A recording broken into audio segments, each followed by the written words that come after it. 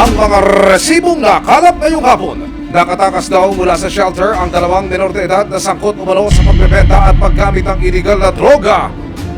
Makalipas ang mahigit isang taon sa utos ng korte, kailangan silang muling mahanap ng mga otoridad at ibalik sa mga pasilidad.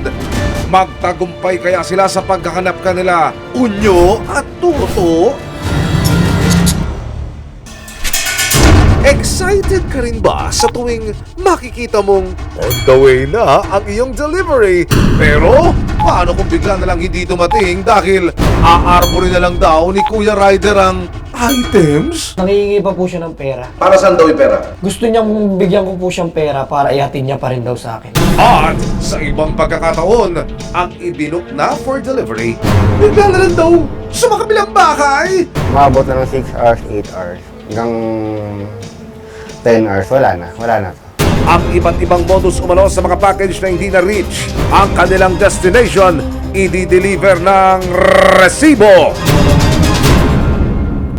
Ano man reklamo, bibigyan tugon. Bawat hinaing at problema, hahanapan ng solusyon. Ito ang bago ninyong sandigan, hindi palalampasin ang mga tiwali at maling gawi. Dito, walang ligtas ang kabusado at lalong walang lusot ang may atraso. Dahil ang lahat, hahanapan natin ang resibo. Magandang hapon, ako po si Emil Zumangit.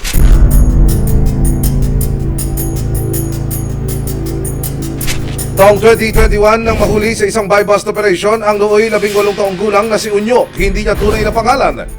Sangkot daw si Unyo sa pagbebenta at paggamit ng iligal na droga. Dahil menor de edad, itinurn over ng mga otoridad ang binatilyo sa pangalaga ng Municipal Social Worker Development Office. Pero matapos lang ang isang taon, tumakas daw ang binatilyo mula sa shelter o pasilidad. Diyos ko pong bata ka! Nakatanggap ng impormasyon ng aming opisina galing sa MSWD na kung saan merong isang takas sa Bahay Aruga na kung saan ito ay may kaso ng dangerous drug. Ininform nila yung korte na itong taong to ay tumakas. Kaya ang korte naglabas ng warrant of arrest para hulihin ito. Kaya gumawa kami ng aksyon upang mahuli itong subject na to para arestuin at ibalik sa kustodiya para sa service of sentence niya na. Dahil sa pangyayari, September 15, 2023, nagbaba ng desisyon ang korte para maibalik muli si Unyo sa kanyang dating shelter. Kumilos na ang Criminal Investigation and Detection Group, Detection and Special Operations Unit o CIDG-DSOU para mahanap si Unyo. Pero hindi yata magiging madali ang pagtunton sa binatilyo. Dito ka lang muna. Bumaba yun, wala dito eh. Kaya abante mo lang.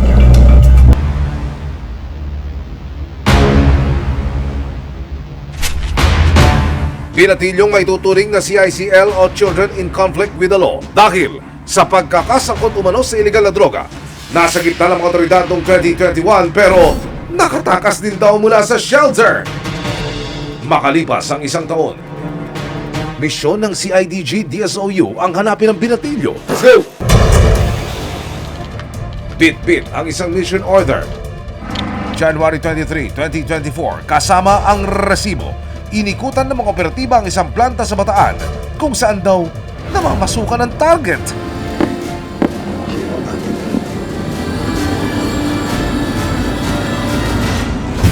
Pagdating sa lugar, unti-unti nang nagdatingan ang mga trabahador ng planta. Sa dami ng mga empleyado, hindi magiging madali ang paghahanap kay Unyo. Dahil dito humingi na ng tulong ang CIDG-DSOU sa management ng nasabing planta para matipon ang lahat ng mga trabahador. Nagulat din po kami lahat. Para yung mga tao namin, pinaliwanag ko na lang din na yun nga yung naging issue. Then wag nang makalabas sa iba para maiwasan na lang natin yung pagkalat. Sa pahintulot ng manager ng planta, pinayagan ang mga operatiba na pumasok at hanapin si Unyo sa kondisyong magpapanggap sila bilang mga construction worker. Nagpanggap kami rito na isang trabahador saka isang nagpanggap na managerial upang sa ganon makapenetrate kami sa loob na yan. Ipinatawag ang lahat ng construction workers at pasimple ng sinuyod ng CIDG-DSOU ang grupo sa pagkasang makita si Unyo. Isa-isa nilang tinanggal ang suot na helmet at ibinaba ang takip sa kanilang mukha. Unyo! Nandito ba you? Pinagkakanap ng mga operatiba ng CIDG, DSOU ang binatilyong si Unyo dahil sa pagkakasangkot nito umano sa pagbebenta ng iligal na droga. Kasama ang resibo, tinungo nila ang isang planta sa Bataan. Pero para makapasok, ipinakiusap ng may-ari ng planta na magpanggap bilang construction workers ang mga operatiba para makalapit sa kanilang target. Dito ko sa punto na to, nagtanggalan sila ng hard hat, pinababaho yung mga face mask, pati mga balot sa mukha. Bakit to? Nakatulong po yan sa nung tinanggal nila. Kaya yung isang kasamaan namin, nagsinyas na kami na lapitan na yung subject upang sa ganun, masabihan na rin siya. Ilang beses nyo pong pinasok at pinenetrate itong planta? Isang beses namin na sinubukan, pero yung isang beses na yun is naka-penetrate kami agad. Ilang saglit pa, lumitaw na si Unyo mula sa 50 construction workers na ipinatawag ng manager. Ikaw ay may karapatang manahimik o magsawalang kibo. Nang makapanayam ng resibo si Unyo, hindi na niya itinanggi ang kaso laban sa kanya. Tingin niyo sir, bakit po kayo nahuli? Dahil dun sa kasong kasalanan ginawa. Magamit lang po. Umalis lang po dun sa ano namin, sa DSWD na. Bali, tumakas po kayo ba nun? Kwento pa ni Unyo, nagawa lang daw niya ito para kumita ng pera para sa pamilya. Nanay ko, tsaka kapatid ko, napadala ko. Dun sa Quezon Province.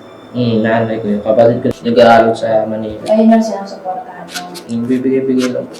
Nag-aaral ko. Hindi na menor de edad si Unyo ngayon, pero ayon sa utos ng korte, kailangan muna siyang ibalik sa rehabilitation facility na una niyang naging tahanan.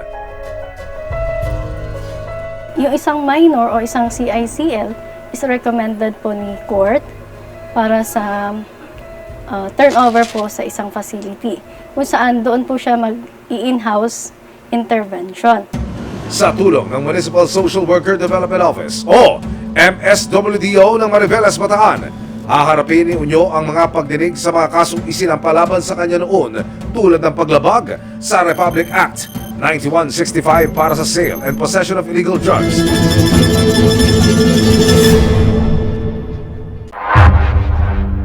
Hindi nalalayo kay Unyo ang kinailatnan ng 19 na taong gulang na si Toto, hindi niya tunay na pangalan. Ilang beses na rin daw tumakas ang binatilyo mula sa rehabilitation shelter. Tulad ni Unyo, sangkot din umano sa paggamit at pagbebenta ng iligal na droga si Toto. Nagkaroon ang resibo ng pagkakataon na makausap ang kanyang ina na itatago namin sa pangalang Norma. Kwento niya, alam niyang mali ang ginawa ng kanyang anak. Ano po binabanggit ng bata sa inyo? Bakit siya lumayas? Bakit siya tumakas dito sa shelter po? Ang isip niya, akala niya hindi ko siya madalaw. Opo. Akala niya yung wala na ba akong ano sa kanya, nagaganon po. October 1, 2024, kasama ang resibo. Nagsani puwersa ang CIDG, DSOU at MSWDO para muling ma-rescue si Toto. Natuntun siya sa isang barangay sa Rizal. Karapatan mo manahimik o magsawalang kibo. Ano man ang iyong sasabihin ay maaaring gamitin pabor o laban sa iyo sa anumang hukuman. Nang mapusasan at dalhin sa barangay, hindi napigilan ni Toto na maiyak at yumakap sa kanyang ina. Pagkabasa sa kanyang mga karapatan, agad na siyang dinala ng mga otoridad sa PNP Montalban. Kalaunan, itinurn over na siya sa isang shelter ng Rizal. Dito muna siya mamamalagi habang dinidinig ang kanyang kaso. Kung sakaling mapatunayang nagkasala ang dalawa, maaari silang maharap sa mahigit 12 taong pagkakakulong. Ayon sa MSWD na nakatutok kay Unyo, pansamantala raw siyang pinalaya matapos niyang makumpleto ang intervention program habang patuloy siyang binabantayan ng mga social worker maging ang pagdinig sa kanyang kaso. Nagtatrabaho na raw si Unyo bilang isang rider para masuportahan ang kanyang pamilya. Isang patunay na naligaw man ang landas sa mga tulad nila Unyo at Toto sa kanilang murang edad. Nariyan ang batas at mga otoridad upang sila'y panagutin at mabigyan ng pagkakataong magbago.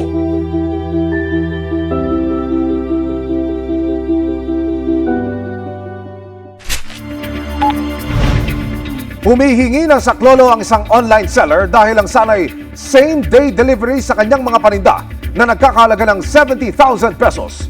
Lumabas na order completed pero hindi naman nakarating ang mga ito sa naka-pin na drop-off point. Kasama ang resibo, i-unbox ang misteryong bumabalot sa tila dumadalas ng mga undelivered na package delivery. September 24 nang mag-book sa isang online delivery service provider ang online seller na si Jarmin mula Binondo, Maynila. Ipapapick up sana niya ang kanyang mga shipment na sapatos na nagkakalaga ng mahigit 70,000 pesos sa isang warehouse sa Parañaque City. Hindi kalaunan, driver found na raw. Agad daw na kinuha ng na-book niyang driver ang kanyang personal information. Kabilang na ang detalye ng mga for pickup na parcel. Pero ilang saglit pa, laking gulat na lang ni Jarmin nang bigla na raw naging order completed na ang kanyang delivery. Kahit pa, hindi pa naman ito nakararating sa final destination. Paano po kayo na biktima nitong ganitong klase ng modus po? Nag-book po ako ng truck para i-deliver ang aking mga parcel galing sa aking supplier. And then dapat i-deliver nila sa akin, ngunit hindi po siya dumating. Sa madaling salita, kinuha po nung na-book ko yung mga parcel na dapat para sa akin. Dito na nalaman ni Jarmin na ang kanyang nabook na driver. Kinuha lang pala ang kanyang detalye at informasyon para makapag-book ng panibagong driver at makuha ang kanyang mga paninda. Hinala ni Jarmin. Nag-book siya ng panibago, pero yung drop-off is sa kanya na, hindi sa akin. Paano niyo po posibleng nagawa yun? Meron po siyang account na hindi sa kanya nakapangalan. Maaaring nabili niya o maaaring na-hack or most possibly po nabili. Sa makatwid, parang ninakaw yung identity o yung detalye ng isang tao. Yes po. Ang sister, para naman hindi raw ma-offend si Jarmin, sinubukan pang magpaalam ng driver na sa kanya na lang daw ang mga parcel. Hoy kuya, ang aga mo naman yatang mamasko. Pero wait, there's more. Dahil si kuya driver, may last hearing pa. Nangihingi pa po siya ng pera. Para saan daw yung pera? Gusto niyang bigyan ko po siyang pera para ihatid niya pa rin daw sa akin. May nabasa pa ako rito, ayan, usapan lalaki. Ano ba yung sabihin nun? Usapan lalaki daw, 1.5. Babayaran ko siya, then i-deliver niya. Para ko sa inyo, gaano ho ito naka-apekto sa inyong negosyo po, sa inyong hanap buhay? Malaki po. Since hindi naman po pinupulot ang pera sa negosyo at pinaghihirapan po yan kada sentimo po ng kinikita dyan, pawis at pagod po. Matapos ang insidente, agad ipinost ni Jarmin sa social media ang naranasang panloloko di umano sa kanya. May nag-message sa aking totoong driver na nag-deliver ng parcel ko. Nakapareham ng resibo ang sinasabing driver na nag-pick up sa mga parcel ni Jarmin sa isang warehouse sa Parañaque City. Itatago namin siya sa pangalang Alan. Depensa ni Alan, nakatanggap lang daw siya ng booking mula sa isa pang account na may detalye at informasyon ni Jarmin at ipinapa-drop ang mga ito sa isang barangay sa Las Piñas City. Mukha naman legit dahil nga lahat ng details ng package na kukuhanin ko is galing sa kanya. Yun din yung pinakita ko dun sa pick-up point, which is binigay din naman sa akin kasi kompleto nga. Pero noong mga panahong iyon, something's fishy na raw para kay Alan. Iyon ang isang pinagtaka ko rin kasi nga supposed to be hanggang kung saan yung address mo, hindi yung i-transfer mo pa. So sinakay nila sa sidecar. Sa mga susunod na araw, nakakuha si Jarmin ng impormasyon kung saan posibleng i-deliver at sino ang tumanggap sa mga nawawala niyang parcel. Nung nalaman kong minor de edad siya, pinost ko siya sa Facebook at mayroong mga taong nagmagandang loob para ibigay yung impormasyon tungkol sa taong yun. Yung buong pangalan niya, yung lugar kung saan siya nakatira at kung sino yung mga magulang niya. Nang matuntunan ni Jarmin ang posibleng lokasyon ng menor de edad na maaaring susi para matuntun ang driver na nag-accept sa kanyang booking at ginamit ang kanyang pagkakakilanlan kasama ang resibo. Agad tumungo si Jarmin sa isang barangay sa Las Piñas City. Sa kagustuhan po ng complainant na magkaroon ng sagot sa kanyang mga tanong. So patungo ho kami sa isang area dyan sa Las Piñas at ang kanyang pakiwari ay doon naglagi yung posibleng suspect dito sa kaso na ito. Ako po si Jarmin po. Meron lang po akong idudulog na reklamo po. Na scam po kasi ako. Ito po kasi yung tao ito. If kilala niyo po. Involved po kasi siya po doon sa pagkawala ng parcel po. Siya po kasi po yung nag-receive ng parcel. Ganun. Nakikilala mo ba itong tao to? Hindi ko gaano kilala. Bawsi kasi yan minor. Kasama ang Violence Against Children and Women o VAUSI ng barangay, pinuntahan ang bahay ng menor de edad na di umano'y tumanggap ng mga parcel ni Jarmin. Good afternoon. May hinahanap kami tao. Meron tayong complainant. So, kailangan natin makausap pati yung bata at saka yung guardian. Saan ba ito nakatira? Dito. Dito. Sige, dito na natin.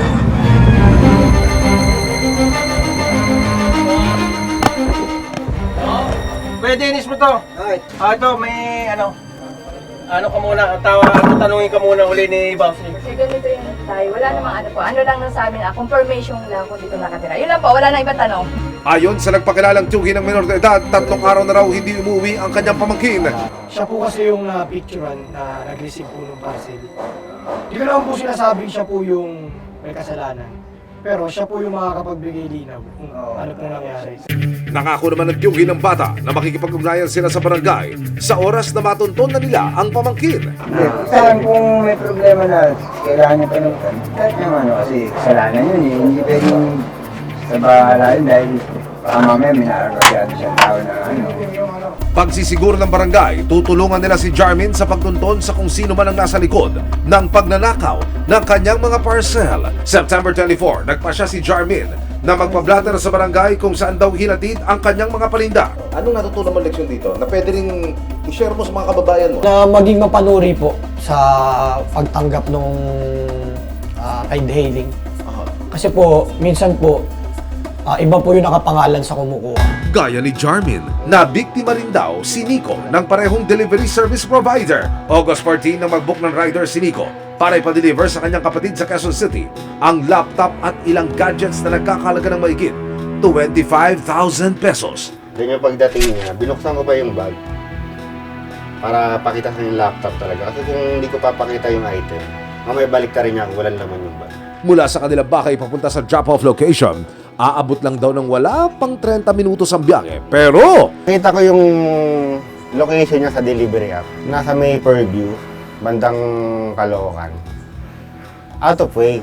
Sumagot pa rin si rider. Sabi, sorry po, malapit na po ako. Di po kasi accurate yung map, sir. Maabot na ng 6 hours, 8 hours. Hanggang 10 hours, wala na to. nang makutuban na ni Nico na posibleng nabiktima na siya ng scam, napansin niya sa CCTV footage na magkaiba ang motor na nag-pick up sa motor na nakarehistro sa application. Yung nasa CCTV na ako, iba yung motor na dumating. Sinubukan pa raw niyang tawagan ang rider na kumuha sa kanyang order pero hindi na ito makontak. Sana sa delivery app na pinagkatiwalaan ko ng item ko, sana bigyan nyo rin ng protection yung customer mo na dumating sa amin yung item na pinagkatiwala namin sa inyo. Kasi hindi naman biro minsan yung pinapadala namin. Sa investigasyong ginawa ng resibo kung bakit nga ba tila talamak yung ganitong kaso ng pagkawala ng mga parcel o delivery na hindi po nakakarating sa kanilang destinasyon, natuklasan namin itong mga social media post na ito kung saan talamak ang bentahan ng account ng mga rider ng isang delivery and logistics company na ito. Ngayon, aalamin natin kung may koneksyon nga ba ito o nagagamit nga ba ang ibinebentang account para makapanloko ng mga customer. Para magkalinaw at masagot ang mga tanong na buwabagabag sa mga tulad nila Jarmin at Nico, sinubukan naming kunan ng panig ang sinasabing delivery service provider. Pero hindi sila nagpaunlak ng panayam. Ayon sa kanila, prioridad daw nila ang proteksyon ng kanilang mga customer. Dagdag pa nila, patuloy daw nilang papagbutihin ang security features ng kanilang application. Dumulog ang resibo sa Department of Trade and Industry na nangangasiwa sa proteksyon ng consumer rights. Sinuguro nilang iimbestigahan nila ang pangyayari at may karampatang parusa ang kumpanya at partner drivers kung sakaling mapatunayang may mga violation o pagkukulang sa nakatalagang sistema ng delivery service provider. Paalala ng resibo at maging ng mga otoridad, siguraduhin tugma ang mga detalye ng driver o rider na kukuha ng ating mga parcel at maging mapagmatiyag sa bawat delivery booking na ating ginagawa.